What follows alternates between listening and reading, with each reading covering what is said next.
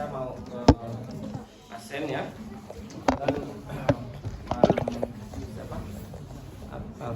Farizal ya. Ini dia baru seminggu ini sudah batuk-batuk gitu kan. Asma gitu kan. Sehingga kita coba mau lakukan pemasangan nebulizer gitu ya, untuk supaya meregakan area pernapasannya, Bang. Oke.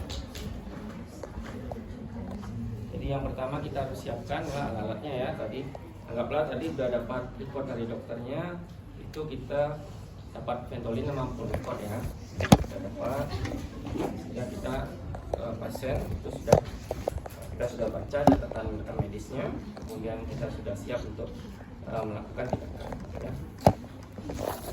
Selamat pagi Bang Spesial. Ya, saya perawat Asadi.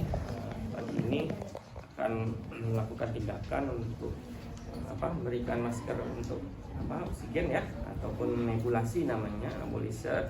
Nanti pakai alat, waktunya sekitar 10 menitan ya.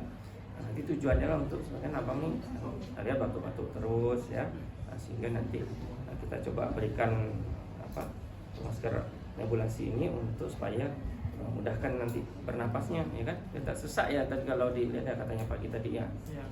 Jadi nanti mungkin tindakannya nggak lama dan nggak juga mungkin ngerasa nggak nyaman aja nanti di sini ada ganjal ini gitu ya, ganjal masker gitu ya.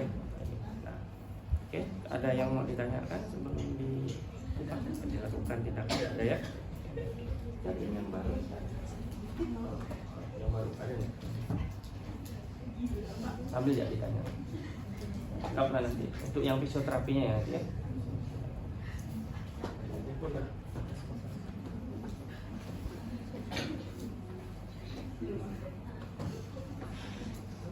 Teman-teman tuh udah dapat alat baru gitu ya, untuk CPR ya kalau nggak salah.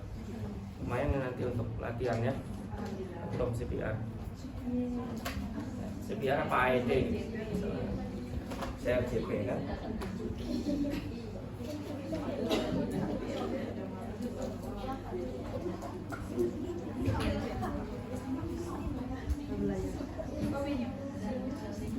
Nah kalau misalnya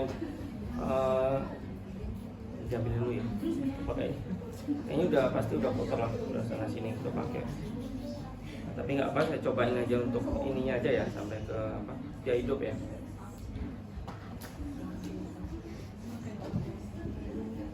Nih, tangan dulu ya, tangan yang parah tetap di tangan. Dan Pak Farul, terus saya dimonitor.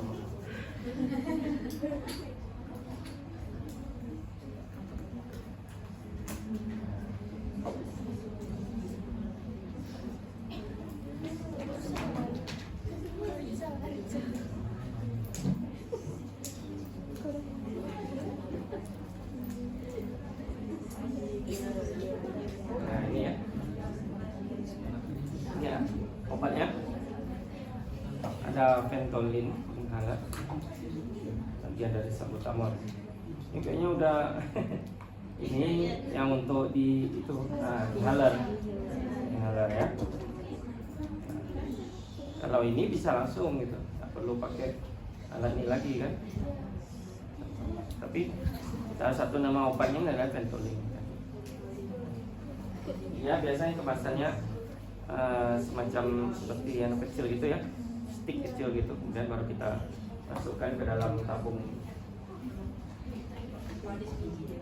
Ya semacam kayak aquarius kecil ya.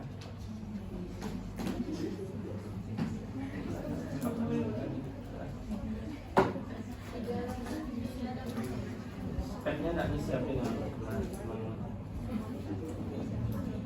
kadang kalau misalnya dia nggak langsung gitu ya. Tapi kalau kita hanya pakai perlu NaCl kan perlu spek ya. Spek itu tinggal di-store pakai spek. Ada kan? Oh iya. Oh ini.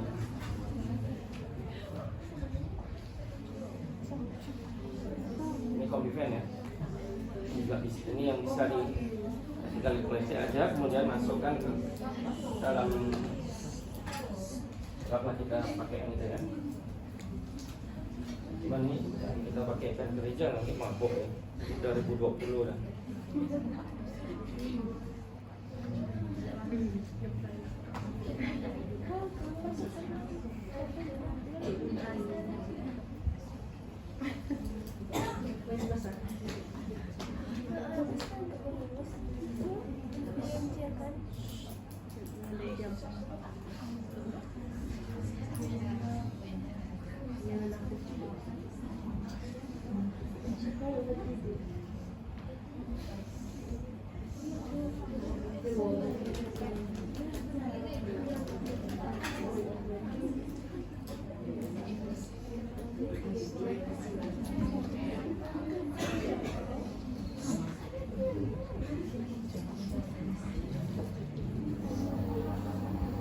Nah, ini kalau udah kan berarti, nah ini ya,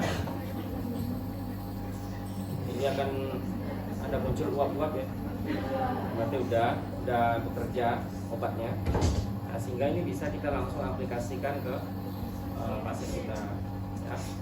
Nah, dipastiin kalau udah pasang, yang penting di sini nyaman tak dia. Kalau misalnya kurang kencang atau apa, nah ini harus dicek dulu ya, dikencangkan atau dilonggarkan sesuai dengan ukuran dari kepala pasien.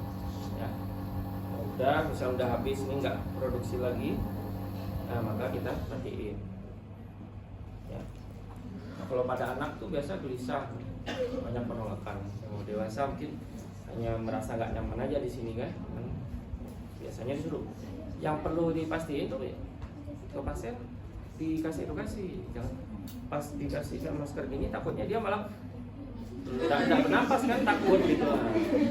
Bapak selama dipasang ini masker ya, selama dikasih masker oksigen nanti bernapas seperti biasa aja Pak, tidak usah apa napas cepat atau santai aja, rileks aja Pak. Nah, itu harus dikasih tahu supaya mungkin dia baru misalnya pakai alat itu. Kalau dia udah memang sering sih tidak salah ya kan. Dia apa, takutnya nanti dia malah mikirnya nggak boleh apa, napasnya harus cepat, harus gimana gitu kan, karena dia nggak tahu. Habis ya? Ada? Nah, ya udah, nanti kita coba. Taruh aja di sini. Nanti untuk teman-teman nyoba ya. Oke, seperti itu. Kalau udah, semua alat diberesin, ya, pastiin. Ditanya juga ke pasiennya gimana keadaannya, ya setelah dilakukan tindakan nebulasi tadi, ya. Apakah ada yang mungkin masih mengganjal, masih terasa sesak kayak gitu ya. Ya kalau dia bilang masih, wajar aja gitu. Tapi misalnya apakah ada pengurangan? Tapi biasanya dengan habis dinebulasi itu ada semacam pengurangan yang signifikan sih gitu. Ya. Kecuali memang sudah parah sekali. Tapi minimal dia ada perbaikan. Ya. Habis itu sudah selesai cuci tangan ya, kembalikan ke pasien alat dan catatan perkembangan yang sudah didapatkan pada pasien. Ya. Nah, kita lanjut ke yang berikutnya terkait tadi fisioterapi dada ya. Nah, fisioterapi dada. Di fisioterapi dada tadi yang pertama tindakannya apa?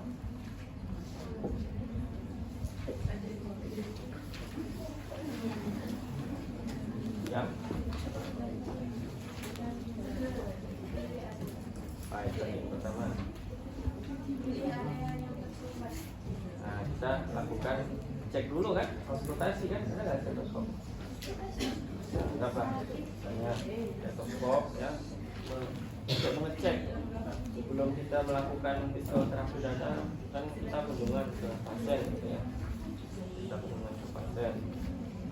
Kita cek apakah pasien kan batu-batu misalnya. Nah, Bang, coba sambil Pak ini.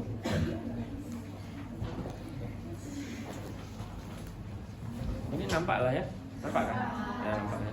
Nah, apakah ini udah sama kaki Pak? Ini nampaknya batu-batu nih Pak ya. Kita batu-batu ya pasiennya. Nah, sambil nggak ada stetoskop ya. Ya anggaplah saya sudah periksain dia ternyata. Pak tadi udah kita periksa ya, ternyata di sini ya di dada sebelah kiri ya, dada sebelah kiri itu banyak penumpukan cairan, penumpukan lendir ya, cairan. Jadi kita mau bantu untuk melakukan fisioterapi dada Pak ya. Nanti waktunya sekitar 10 menit sampai 15 menit ya. Nanti tindakannya itu kita lakukan, Bapak mungkin bisa berbaring miring ke kiri, miring ke kanan, kemudian kita lakukan penumpukan ya Pak ya di area dadanya. Cuman maksudnya nggak sampai dalam skala yang kuat gitu, maksudnya untuk membuat sekret yang ada di ini di badan Bapak bisa bergerak dengan maksud tadi kita batukkan itu bisa keluar gitu Pak ya. Ya oke. Sekret ya, tadi jangan menggunakan bahasa lendir gitu kan, tadi banyak lendirnya Pak di area sini. Ada pertanyaan Pak sebelum kita mulai? Nggak ada ya? Oke baik. Nah, Pak yang pertama tadi apa yang kita lakukan? Ya, anggaplah kita tadi pilih area yang memang di bagian anterior ya, di bagian anterior, di bagian dada kiri ya, di sini, di upper ya, ya lobus sebelah kiri atas ya, daripada parunya. Nah, sehingga yang pertama tindakannya kita vibrasi ya, vibrasi apa perkusi dulu. Nah ini postural drainase ya, postural drainase kita miringkan ya, kita miringkan ya Pak. Jadi ini posisinya sekarang sambil kita jangan lupa ya, jangan pakai handphone.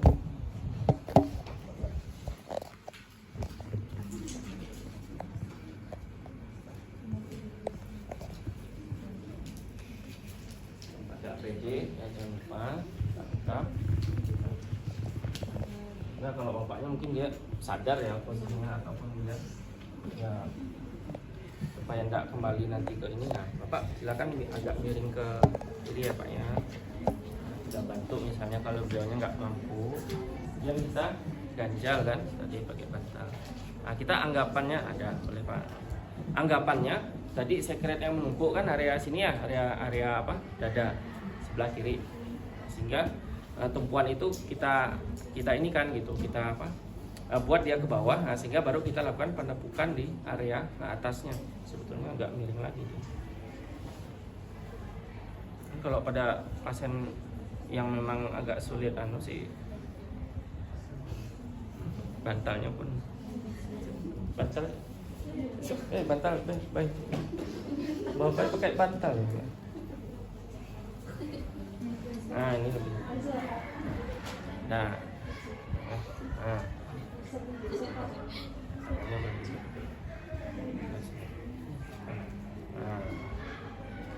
Nah kan gini, ini dibiarkan berapa lama? 10-15 menit ya sayang. Oke. Nah kita terus apa yang kita lakukan selanjutnya? Kita lakukan perkusi di atas area yang memang banyak sekretnya ya. Ya, jadi kita lakukan perkusi ya bisa di area sini, bisa anggaplah seperti ini ya. Nah, kita perkusi di area sini. Oh, dia udah batuk duluan. Gimana tadi kita melakukan perkusi tangan kita? Nah, ya, oke. Seperti mangkok ya. Nah, kita lakukan. Nah, tapi tadi dia harus dialas ya sebetulnya, kita masukkan alas. Anggaplah misalnya udah pakai alas atau enggak pun sebetulnya kalau dia pakai alas ini pakai handuk agar mengurangi nyeri sebetulnya ya. Kan katakan sebelah sini.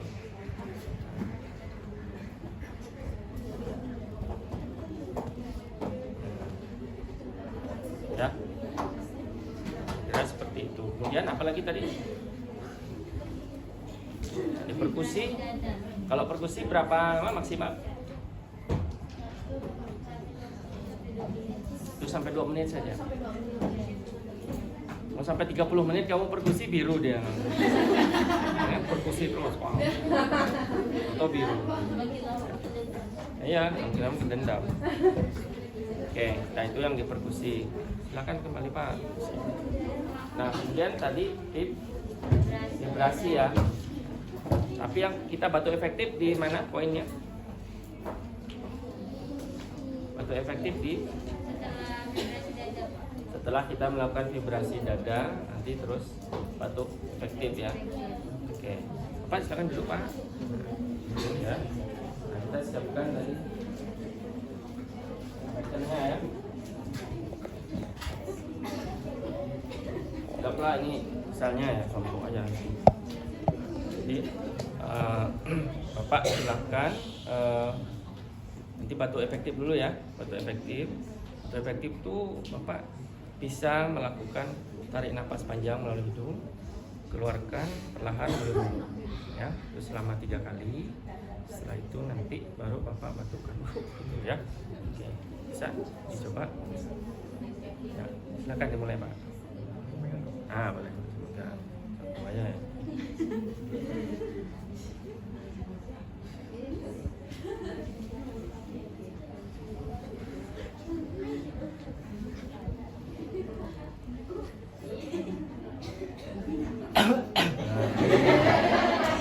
Ya, katakan dah ya. Baru kita lakukan apa? Vibrasi ya. Saat melakukan vibrasi tadi kita apa?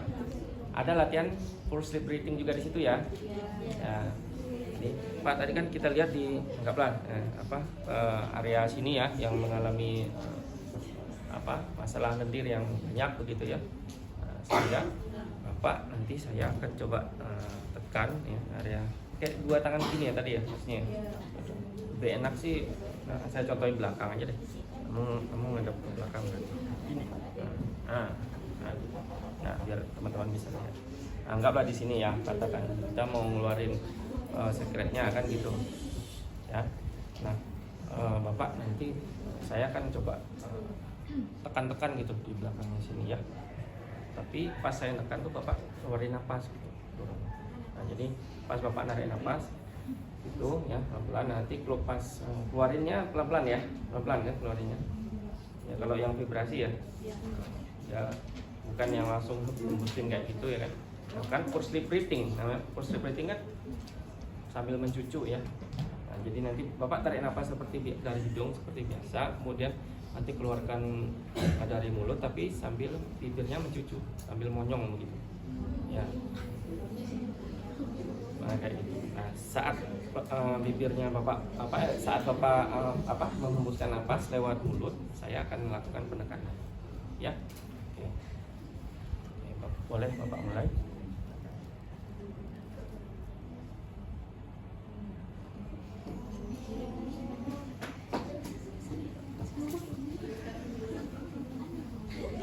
Kan gerakannya ke atas bawah atau pokoknya vibrasi ya. Ya. Terus oke. Atas bawah atau digerakkan nama kita vibrasi kan.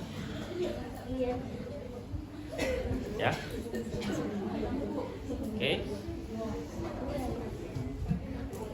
Oke Pak, silakan Pak. Mari ini Pak.